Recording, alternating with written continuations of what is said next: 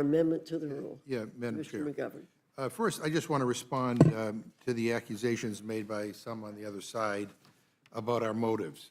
Our position is that we should pass the bipartisan Massey-Khanna bill, and we are fine with you also passing your resolution directing a committee to do what it is already doing. Your position is to block the bipartisan Massey bill.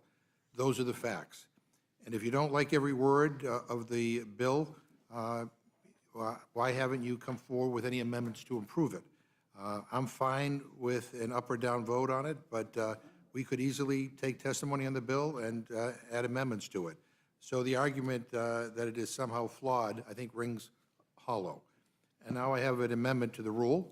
I move the committee consider as adopted Amendment Number 1 to H-Res 668 offered by Representative Garcia, which deems the Attorney General in contempt of the U.S. House of Representatives should the Department of Justice fail to fully comply with the subpoena of the Committee on Oversight and Government Reform, demanding the documents and other materials related to the Epstein case. We heard during testimony how useless this non-binding resolution is. No one is asking for an oversight investigation, but they are asking for the files. They're asking for all of them. And with this amendment, if after 30 days the Attorney General does not release all of the Epstein files to the Oversight Committee, then the Attorney General will be held in contempt of Congress and fined until she complies.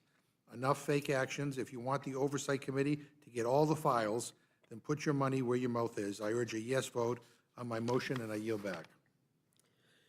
Well, I think this is a clear example of the politicization of what's going on here tonight. It's unprecedented to preemptively hold an individual in contempt of Congress when they're already complying with the directive of Congress. The Attorney General is releasing the files as requested.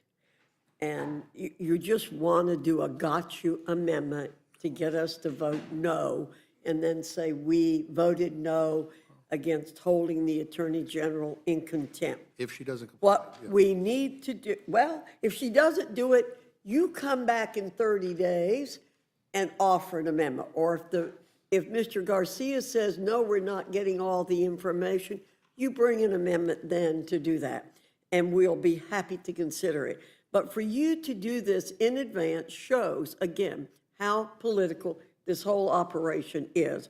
And I think you've revealed yourself right here with your first amendment. We need to support the work, the bipartisan work that the Oversight Committee is doing on pursuing and acquiring and releasing, publicly releasing all the documents and communications regarding the Epstein Amendment. You've already said tonight you trust nobody. You've revealed that too, as you don't trust anybody. Well, we do trust people on our side of the aisle. And you know, not trusting is projection, the way I see it. And so give the process a chance. If Attorney General does not release the material, then you can come back at a later date and say you have just cause to do this. So that's the response. Well, Madam Chair, I would just say this is an amendment that Mr. Garcia, who testified here before us, offered. And I would also point out that there is no deadline in your underlying resolution. So we could be here 3 years from now. I urge a yes. We're not going to be here 3 years from now. I urge a yes vote on my amendment. Okay?